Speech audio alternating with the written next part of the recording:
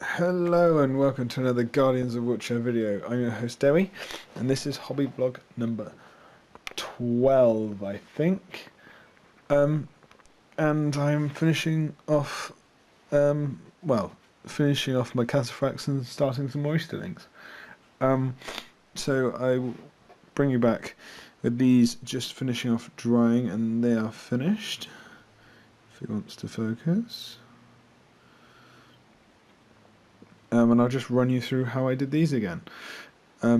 The armour is Gehenna's Gold with Seraphim Sepia and a dry brush of Liberated Gold. The red is a Corn Red with Agrax Earthshade, with Corn Red and then Tuscal for highlights, and then shaded with Carabred Crimson just to give it another deep red look. The silver is simply Ironbreaker, Null Oil and dry brush with Stormhost Silver. The boots are Storm Vermin Fur with then an Agrax wash and then a Null Oil wash, and it's the boots and the gloves, and everything else is just Rhinox hide, which is like just the strappings and everything like that. And I'm really happy with how they've come out. They're still a little bit glossy because there's still some wash on there, so I've just got to wait for them to dry, and then I can stick them on the horses, which I've attached to these bases. I've just got to redo like the bits of kind of foliage under the feet, and the bases are simply some really fine sand with Steel Legion Drab, Agrax Earthshade wash, and then a Tyrant Skull dry brush. Really simple, and I think they work really well with the Easterlings with their colours, and it really makes the gold stand out. And I'm looking forward to having all of these on the table. The aim for this week / next 2 weeks is to get a 500-point Easterling force finished. I have the list written, which is why I've only got 4 cataphracts there. It includes Under, the Dragon Knight, and the War Priest, which I've finished, and the rest is foot soldiers, which I have in a box somewhere that need to be up and based. I can't exactly remember what's in the list, but I've got about 15-20 warriors to do, which should be nice. And then I got a nice 500-point Easterling force, and then at the end of it, I might treat myself and do Kamal, just so we can tie him with the force and give that extra little added power. So tonight, I'm just going to finish off the back of the shields while the wash is drying. And then glue them to the horses. And so the last stage of the cataphracts is to just finish the shields. And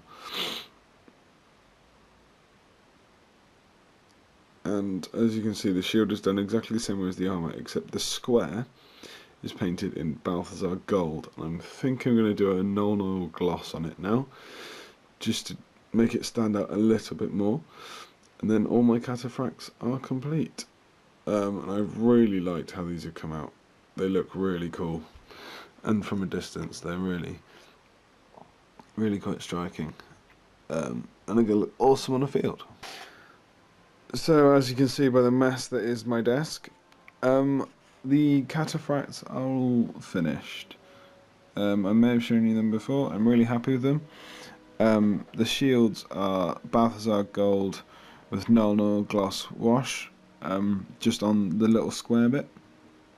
And as you can see, I've got some more Easterlings that I bought off a seller on eBay, and have been wanting more pikes, so have tried press molding. I press molded loads of shields for my Angmar Orcs for Ardacon last year. And now I'm trying out actual weapons. So I did 2 attempts at the Easterling halberd, and this is how they've come out. If I put them on here, you can see them. Obviously the one on the left is far more defined than the one on the right, and I'm really happy with it. And it's quite a simple process, which I need to make some more moulds of today. Because I want quite a few pikes, because I've got 12, I think, 12 of 60, because you get half the number of pikes as you do swords. So in a pack of 10 you get 4 swords, 4 bow and 2 pikemen. So I have 24 swordsmen and 12 pikemen. However, I'm going to try and convert up 8 pikemen to have 8 swordsmen to be pikes, which means I need loads more of these. And these are nearly completely cured, and they're still a little bit bendy, and I'm really happy with how this one's turned out. The other one is slightly less defined, and you can see it's kind of not got the crisp edges, which you can see on the one on the left. And I just think it just wasn't forcing the kind of silicon down enough. And I'll do a little tutorial on this, but for the moment I'm just gonna do this by myself and get these sorted just so I can get some nice clean crisp casts. Yeah, they're nearly hardened, and the aim is to drill into these maybe very slightly right on the end, to get them onto some brass rods. So that's the plan for the moment. I've got some foot guys to prep before I can get started on them, but apart from that, that's the next part. So after trying to shave the model to be quite thin, and the halberd I sliced off, or the end bit came off. So I'm not too happy with this one. But I will show press molding in another video. It's helpful for shields and bits and pieces like that. But I've also just ordered myself some resin for the first time. And maybe over the next couple of weeks I'll order myself some silicon. The press molding kind of silicon here can work wonders. I've used it for other stuff, so I'm thinking I'm going to use that with the resin to try some casts to start off with, so I can get the base of bits and pieces done. It means I can grab detail off models and make new parts and everything like that. But this morning I think I'm just going to prep up the foot soldiers and maybe convert a drummer on foot and another banner on foot using the actual mounted banner rather than that one. So I can have some variance between all the different models. So first up is the drummer, and as you can see, if I flip this guy around, I have 2 legs of the same. If you just see that. However, these details, like the extra bits of cloak and whatever on the back, are not on the mounted war drum kind of backing, if you can see. See the difference? So I've had to put these side by side. You can see the little tags of the belt I've removed and filed down, so I think that will be perfect once I get sorted, once I put it all together and prime it. So now it's just a case of attaching the drum and the drummer all together, and then I have got my bits for the banner, his helmet. I'm going to be using this pose here. I'm also going to make one of these into another captain. Just give him a sword and maybe give him a bigger helmet, and make him stand out. So I've got some options for captain. I'm thinking about possibly putting the cloak on him. However, I'm still trying to figure out how that'll all fit together. And I've got one more guy, and I'm not entirely sure what I want to do with him. Probably another banner. So I'm going to have 4 banners, 3 on foot, 1 on horse, just because the banners look awesome. And it gives me the option for a shield as well, which my cataphract banner will have, because they come with shields automatically. So you join me a bit while later, and I've just done a very, very simple conversion. I've purely taken this pose here and added the banner to it. It looks a little bit eccentric, but I do quite like it, and it's very kind of, the banner's open and wide above his head and very forthcoming. I've still got to glue the drums to him. I was just making sure the waist was completely secure, And there's a little pin in his arm as well, as the super glue was a little bit tricky to get sorted. So now I have these two left, and I'm thinking about maybe turning this one into a dragon knight, because it'll be very easy to model a sword on his arm and on the arm he's missing.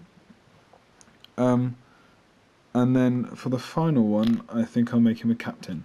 So that means I'll have another dragon knight on foot, which would be quite nice, and not the original model. So that's the plans for these. I've just got to find another sword and make sure this little one stops stealing everything.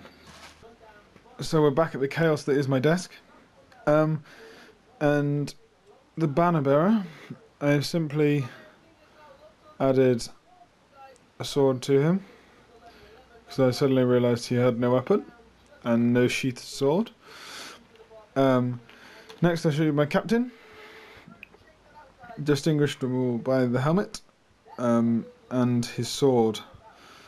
And he is different from the other pose, as if I just get this guy to come out in front. If you have a look, his helmet is a lot bigger, and his sword is of a more is aloft. If I come back to my desk, and I will show you my Dragon Knight conversion. And this was slightly trickier, as there's not many things that hold their swords in their left hand.